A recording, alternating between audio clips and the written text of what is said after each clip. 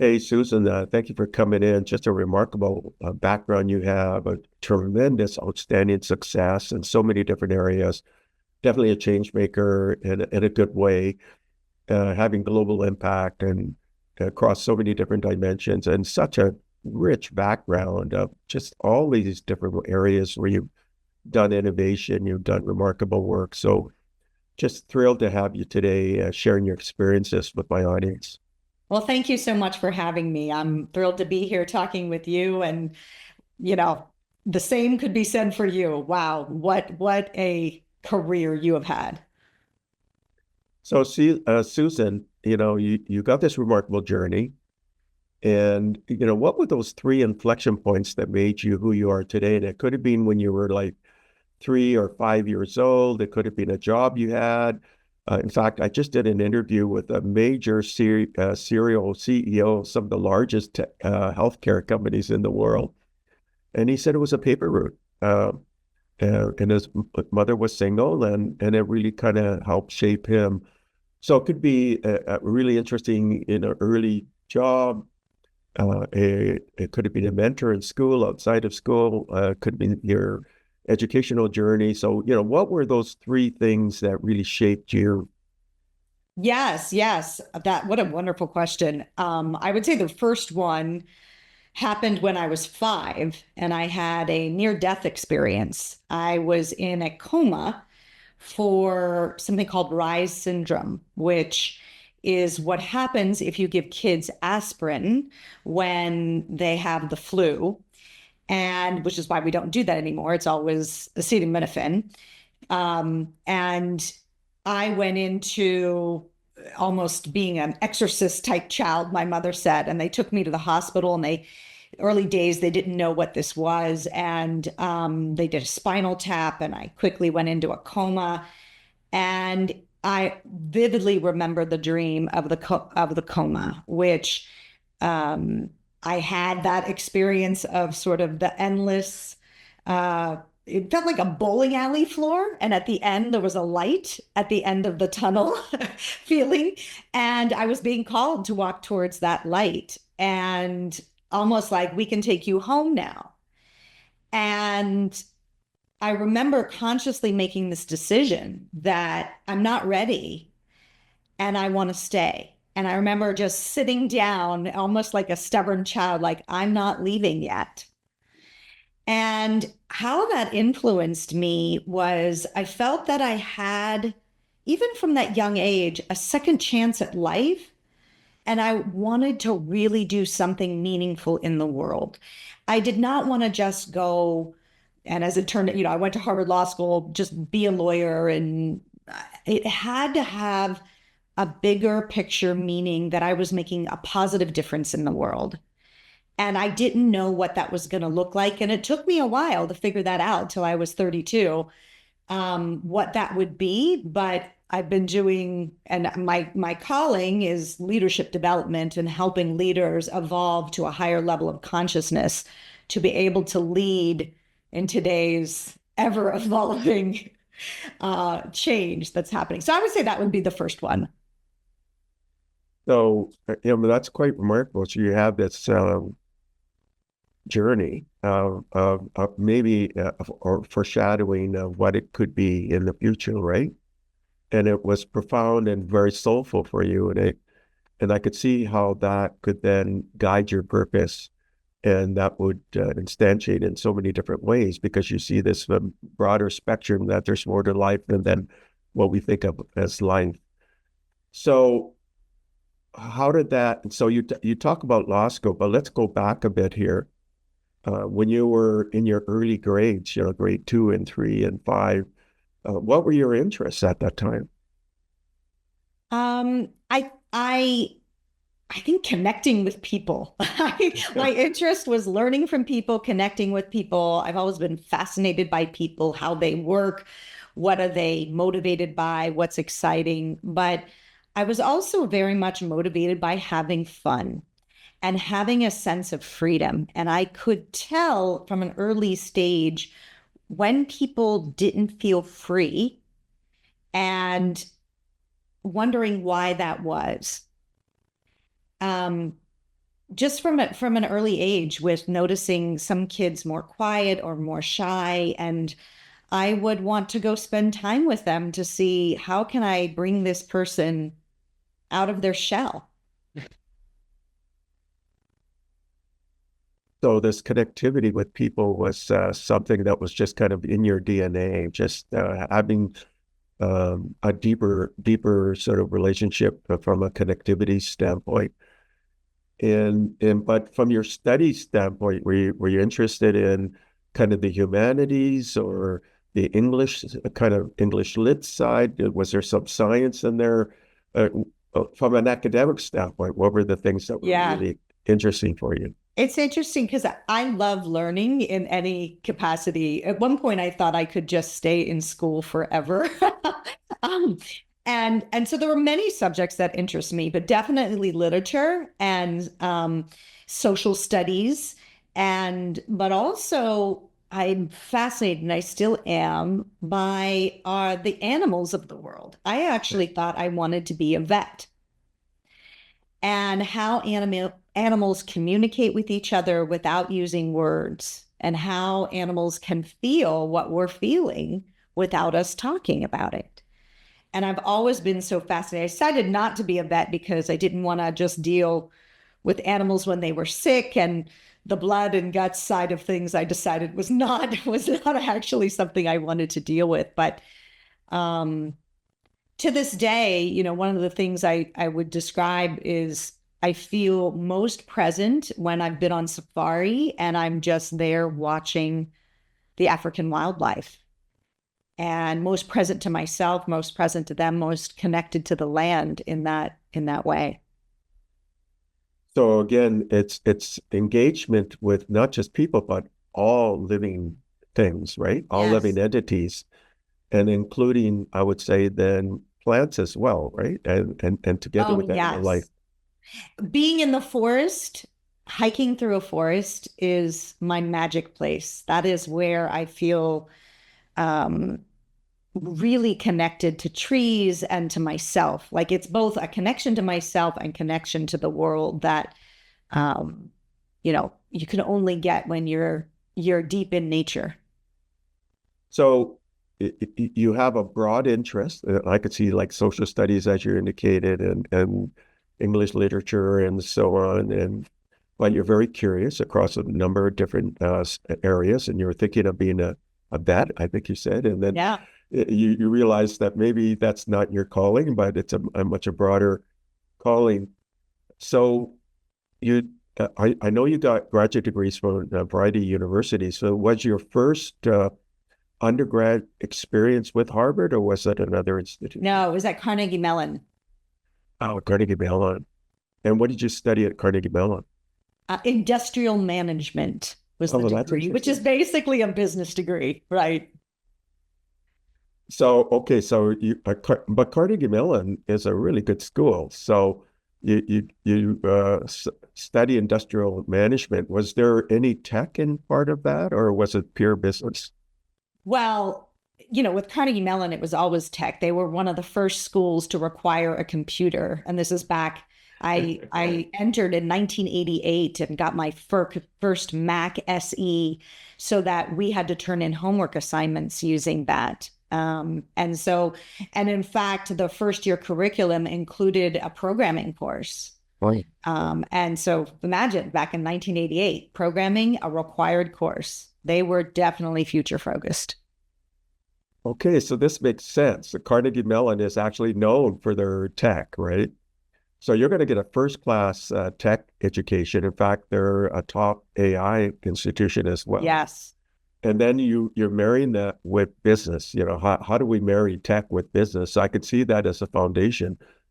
And then you went to Harvard after that? Yes. Yes. And I went straight from undergrad into law school. And I thought I wanted to be a lawyer. But something very interesting, which was what I've discovered more, in the last 10 years or so, is the way I got into Harvard Law School was leveraging a superpower of mine, and that is pattern recognition And now what I use it for is pattern disruption. And that's truly where I believe effective leadership comes from, and effective innovation, recognizing the patterns that we're stuck in and breaking them. And so the way back then you could have taken one of these courses to help you with the LSAT, the test that you get into law school with. But all I did was take 8 practice tests, and I started to notice the patterns in the questions that they were asking. And so when it came time, and then I would always look, anything that I would miss, I would like, why did I miss that? Let me understand what they're really looking for here.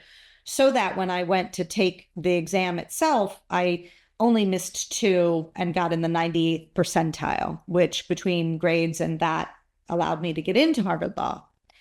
And I never realized that this simple thing is actually at the cornerstone of what I would be helping leaders do, however many, 30 years later, more than 30 years later. But Harvard Law School is considered, probably the premier institution in the world. So that's an amazing accomplishment, and the fact that you use pattern recognition to combine with your grades to get in. And then, of course, you're at this premier institution. So you look around and you're going to see some of the finest minds in the world going through law school with you at Harvard. But I noticed you got a degree from the London Academy of Music and Dramatic Arts. Now, why? Yes. Well, and that was 5 years after law school. So when I learned that you can break a pattern if it's not working for you, is my summers in law school, where you test out other law firms, I started to realize I am not going to like this as a profession. I can tell right now, this is not for me. But what do I do? Because I'm graduating with $100,000 in loan debt back in 1995. And I know I need to get the pattern that everyone would normally go to is going right to the big law firm. And I was like, I can't do it. I can't do it. Well, how, and I just realized right then I need to break out of this. So I started taking classes at Harvard Business School, transferring them over for credits. And I ended up going to work for BCG, the Boston Consulting Group, doing strategy consulting. And again, that was much more aligned with, let me look and see how someone needs to reformulate their strategy, essentially break their pattern and make shifts in how they're going to market and how they're approaching. And so I enjoyed that, but some of the topics were not that exciting to me. Like I remember I did a strategy project on the market for hydroelectric turbines. And I couldn't get excited about this. And from there, and I also had some real leadership challenges, I would say, meaning some of the people that I worked with were not the most effective leaders. And I wasn't motivated in a way. And then from there, I went to NBC television. I came in as a black belt in Six Sigma. When GE owned NBC television, I thought, well, at least it's an interesting industry, entertainment, right? Went to work at Rockefeller Center on the 47th floor and thought this is going to be really interesting. And there were definitely some interesting times, and again, helped them think through how do they now go to market in the age of the internet world, and help them create their first B2B website, NBCmarketplace.com, for advertisers, really helping them interrupt their own patterns and ways of doing business by leveraging some of the concepts around Six Sigma to do that. But again, there, I did a bit of it, but what I learned is, you can have the greatest strategy in the world, but if the culture doesn't support it, you're dead in the water. And that was true for Six Sigma coming into NBC at the time. I mean, this was a manufacturing-based modality that GE wanted all their companies to have. And NBC, as an entertainment company, is like, this doesn't belong here. We want nothing to do with this. And so ultimately, I decided I just needed, again, to break a pattern of like, maybe this normal corporate path is not my path. I don't know what is, but let me do something that at least I know I have a passion around, which was acting. So I took a break, and that's when I went at 30 to the London Academy of Music and Dramatic Art. And there was, I would say, the other pivotal part of my life, because I learned so much about learning to tap into authenticity, building empathy with your fellow scene partner, dealing with that voice inside your head, that inner critic.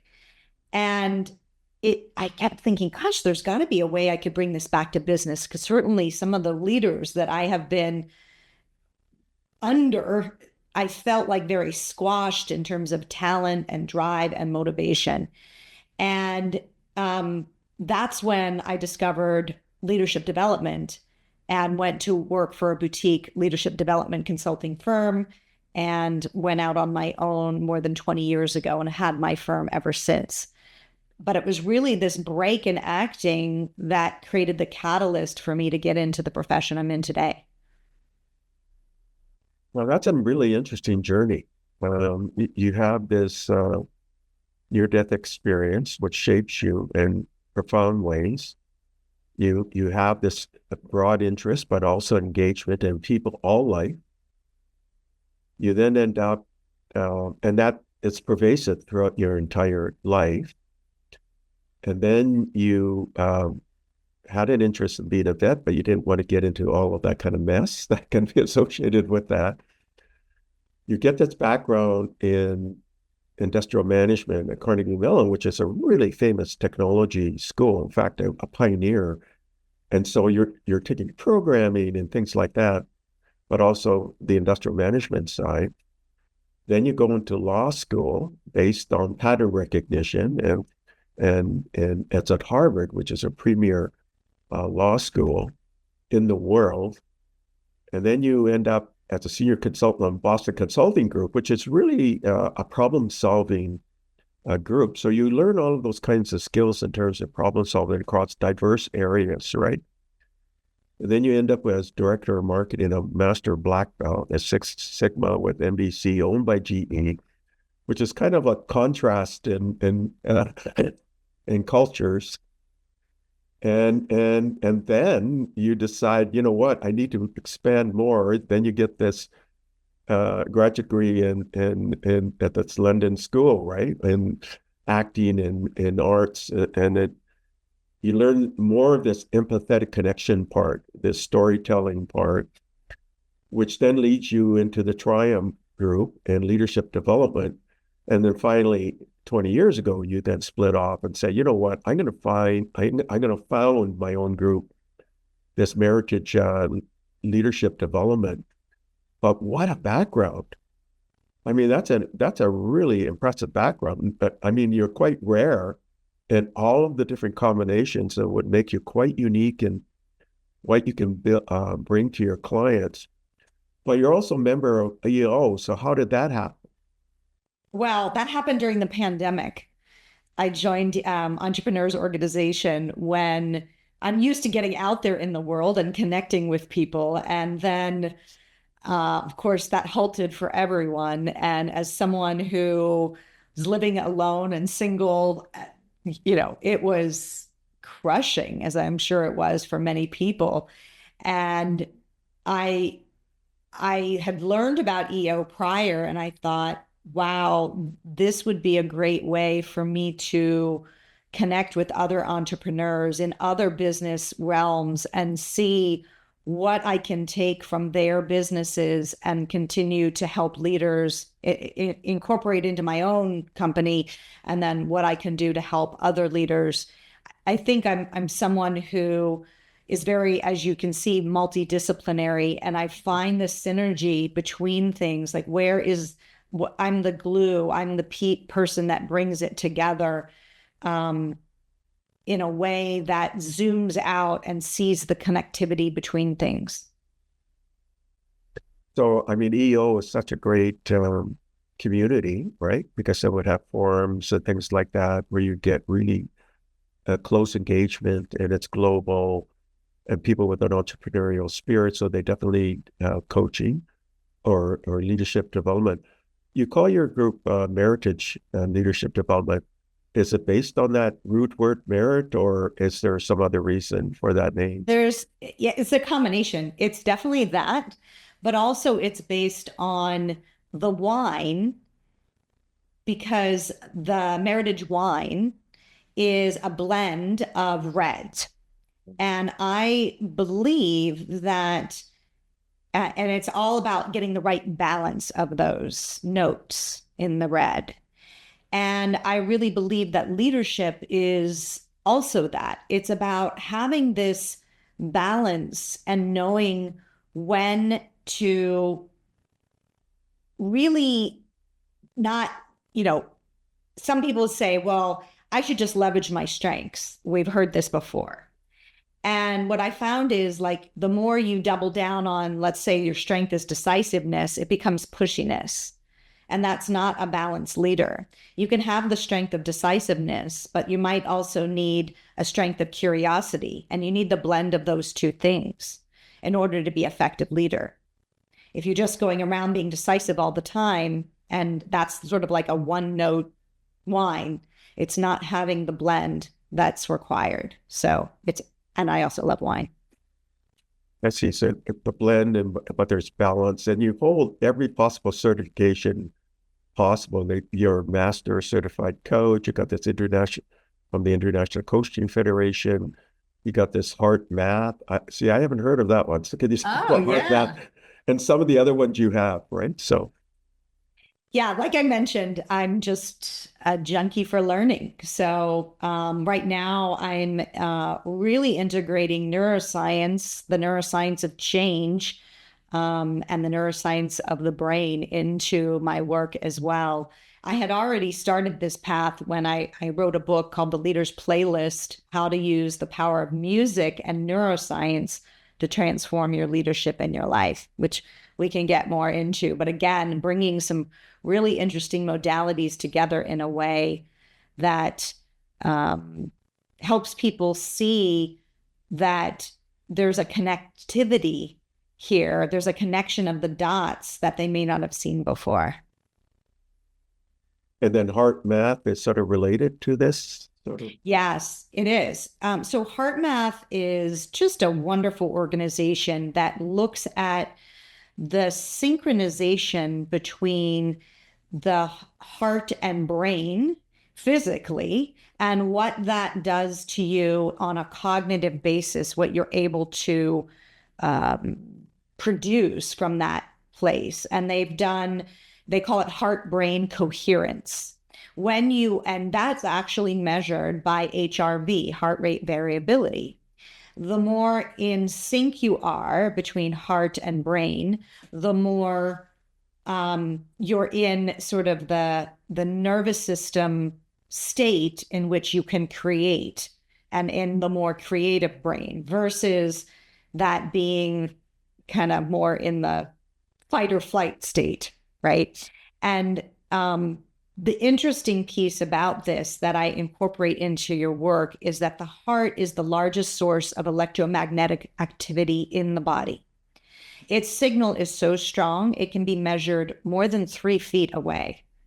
Now, the brain has electromagnetic activity as well, but its signal is weaker. It's only about, an inch and a half away from the body. And so the heart being the largest source is where our emotional state really plays into our overall well-being and cognition.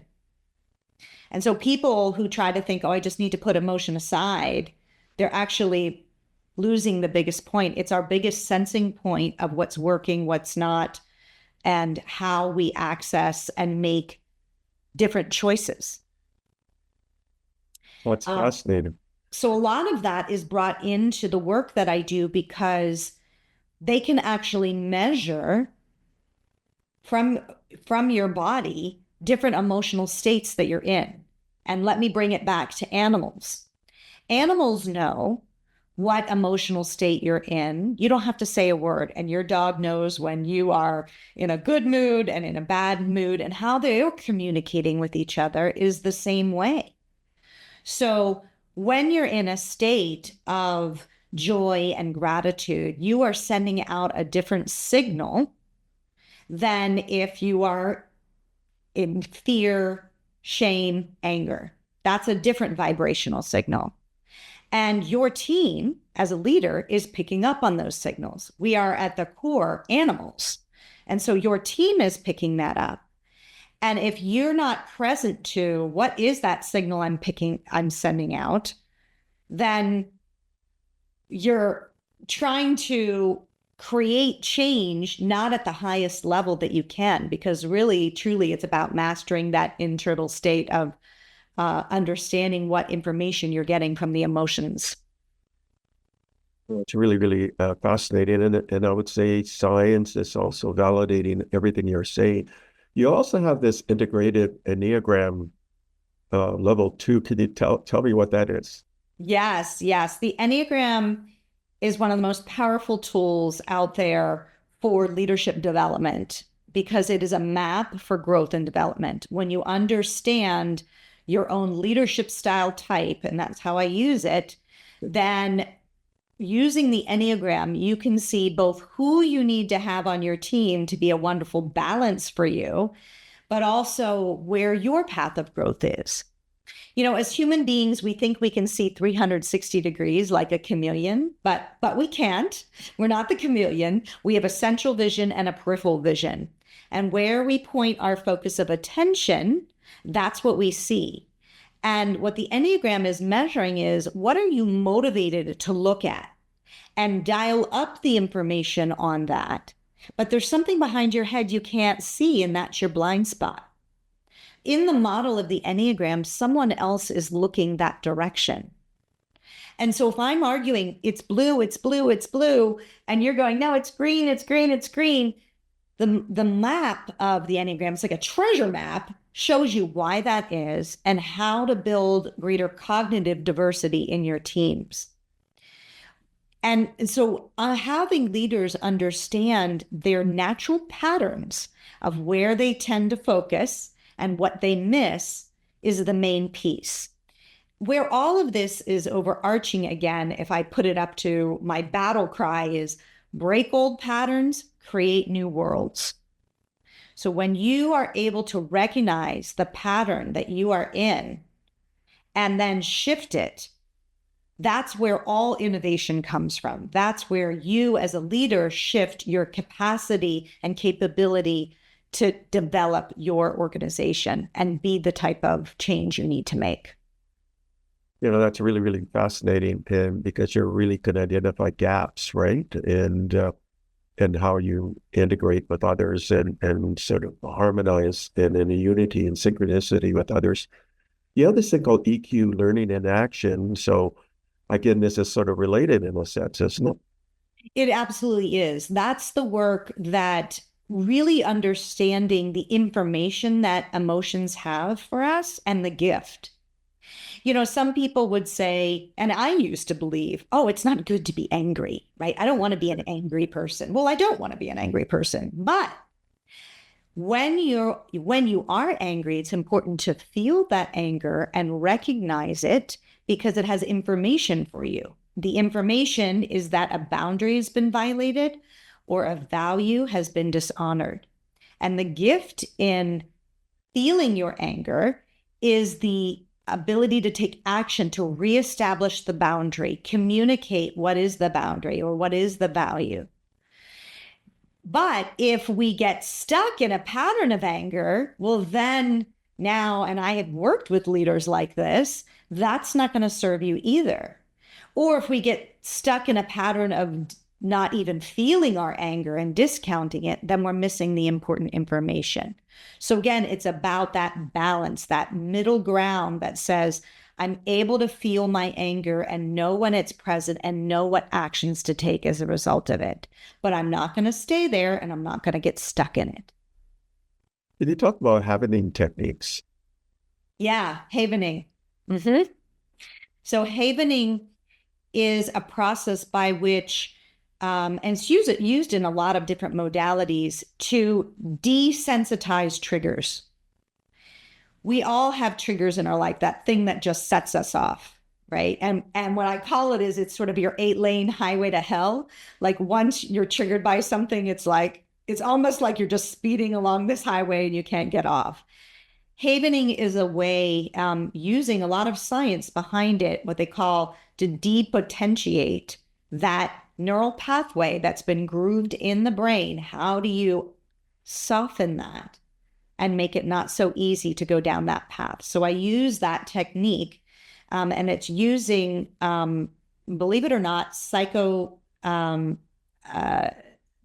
touch for themselves, the self-touching, self-havening. So if you research it, you'll see more about that. But it's the ability to, the way I use it is the ability to lessen the grip that a trigger has on us, where we go into autopilot. Do you use elements of cognitive behavioral therapy as well then within havening? And there's more identification as psychedelics, and then but with a medical professional or somebody like yourself, where where it's carefully guided and just microdosing, or do you get involved in any of that as well? I don't personally get involved, but what the gift of some of the psychedelic work is its perspective shifting, which is pattern interruption. So it allows you to look at the world in an entirely different perspective. And now you can't go back. You're like, wow, I was just thinking the world was like this. And now I look at it and it's like this. Now, how do I integrate it? And anyone that's done that work would say the real work is in integration. So now that you've had that perspective shift, how are you going to shift your current patterns that may be limiting you? What's the leadership circle? The leadership circle is a 360. So a 360 is when you're getting feedback from people all around you. That would be your board if you're a CEO, or your boss if you're like an SVP or VP, your peers, and your direct reports and others in the organization. And the reason I use that is because it shows us where you assess yourself and other people assess you, and you can see the gaps in your own perception about how you're leading. Where do you think you're actually being far more focused on mentoring and team development than your team actually feels, right? Where are those big gaps? Now, you're a member of the EO organization, but you're also a certified forum facilitator for YPO, the Young Presidents Organization, which is a community of about 36,000. Their spouse partners that are part of the community, and something called YNGers, YPO Next Generation. I would say about 80,000 overall within the community. I know in 2018, they came out and indicated there were a 9 trillion in annual revenue. I would say they're probably now 12 trillion, just that's my guess. And they're 500 chapters, I guess, across 150 countries. Something like 5,000 events. They just did their annual Edge conference in Barcelona a few weeks ago. That implies, because you're a forum facilitator, are you part of YPO, or are you providing this as a service to YPO? So initially, I was providing a service to YPO. I was taking my facilitation background and working with forums and chapters to be able to bring all the leadership development knowledge that I have. That is how, because YPO and EO are brother sister organizations. And that's how I found out about EO, because for me, EO is only for founders and entrepreneurs, where YPO, you don't have to necessarily be a founder or an entrepreneur. And there's no age requirement, because I was beyond the age requirement for YPO when I learned about it. So I went the path of EO, and I don't do the forum facilitation anymore. It's more speaking engagements now, where I'm talking to chapters and helping them really understand this whole concept around getting stuck in a pattern and how you break it. YPO now has the Athena program, and I think the age limit, I mean, you look in your 30s, let's say. Oh, well, thank you. I think it's 54, 55 or something like that. Have you investigated the Athena program? I haven't. Perhaps I should. I'm right on the cusp, though. Yeah, I mean, because I brainstormed during my interviews as well. I'm happy to do some introductions of people who maybe you can talk to see if there's a path. Yeah. And I mean, with your skill set, all the things you do, and I could see you such a valuable resource. Or Tiger 21. There's Vistage. Yes. In fact, can you remind me who introduced us? No, I can't recall. I think so it was either Justin Breen. Yeah, okay, Justin, probably. Yes. Yeah, it was probably Justin. Okay. I mean, I could see a fit for a lot of the communities I'm part of. So, or I'm working with or supporting. Yeah. Now, you're a two-time #1 bestseller, and you already talked about this, the Leaders Playlist and Unleashing the Power of Music and Neuroscience. You talked about how that could be so effective, and I could see that being part of Heart Math or your integrated Enneagram or EQ. I mean, it's sort of infused in everything you do. And do you have a new book coming up that isn't released yet? Yes, I do.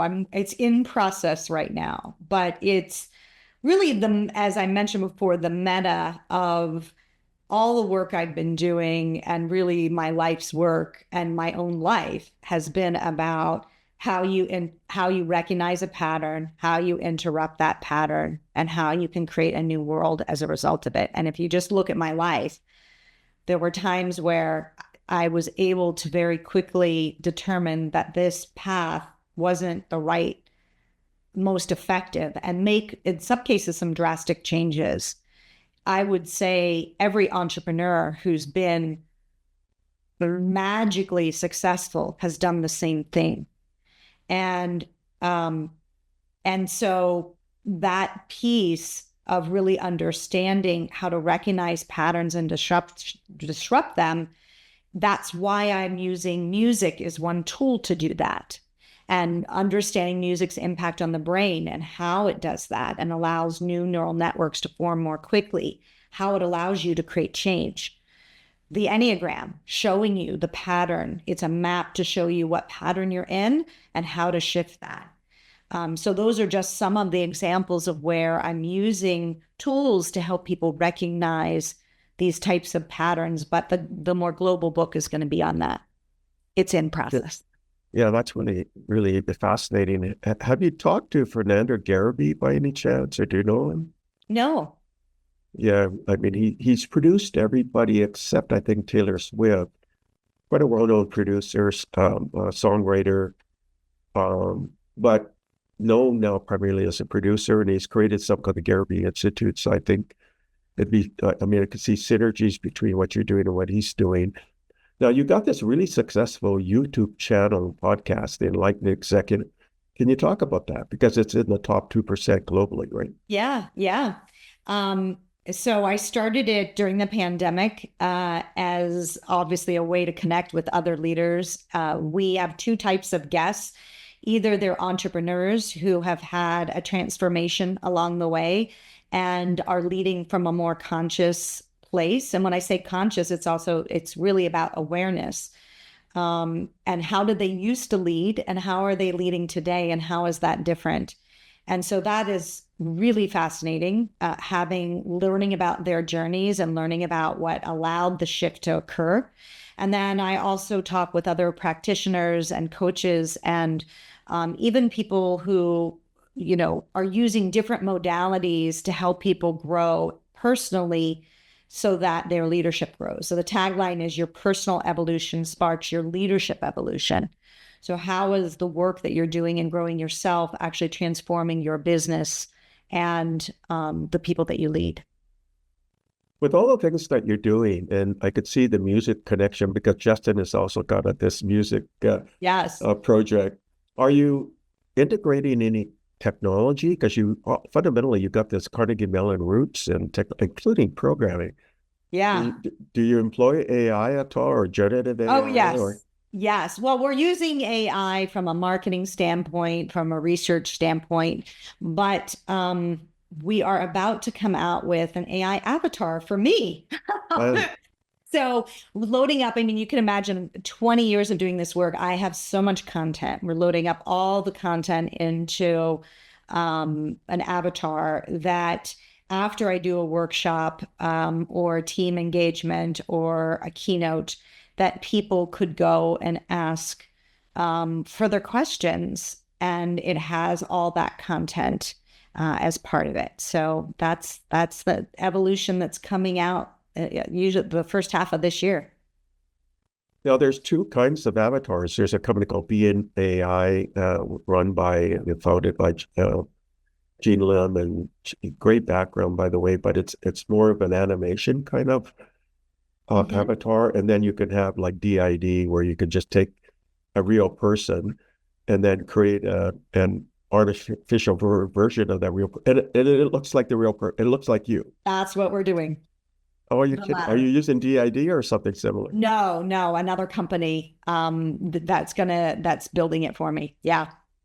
I see. You're probably using something called RAG, retrieval augmented generation, Yes. Hey to Jen, I train. know they're using um as part of it, but I'm not sure of the back end since it's not my forte. I mean, that's really, really fascinating. And you've got all of these clients, and your relationship network is big amongst financial services and private equity and tech and healthcare, professional services, media, consumer products, consulting, and law.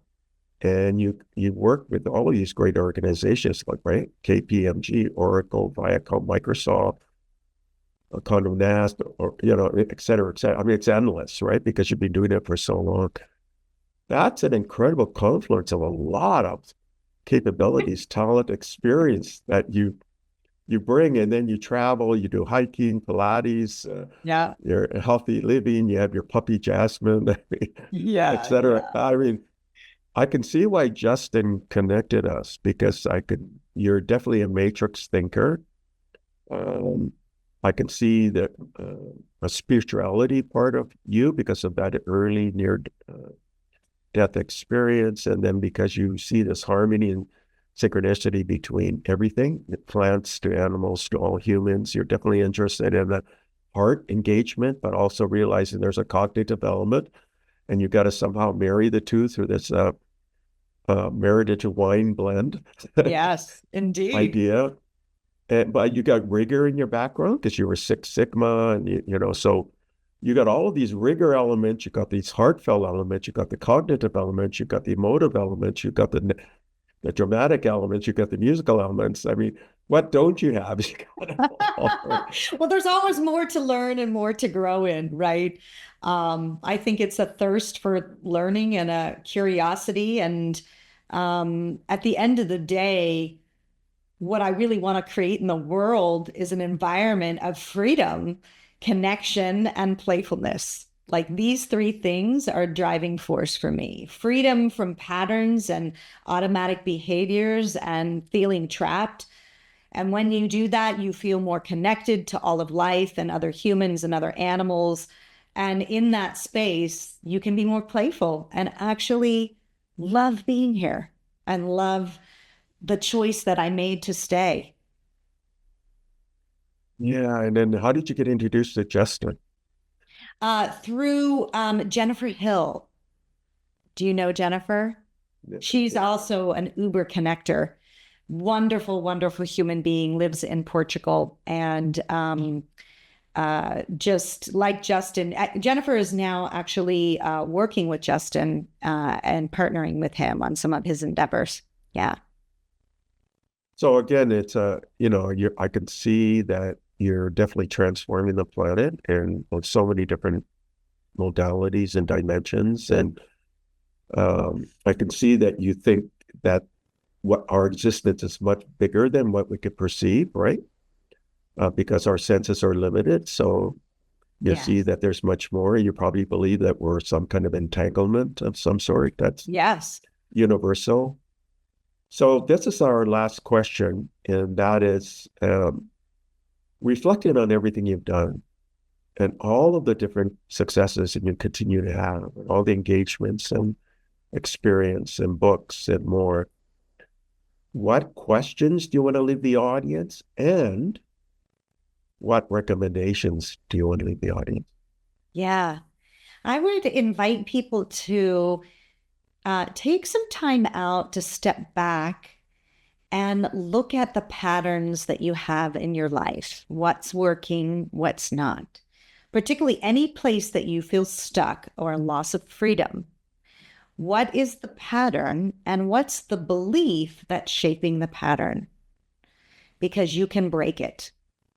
And so my recommendation is, first, you can't shift anything until there's awareness, is to spend that time to look at, where do you feel stuck?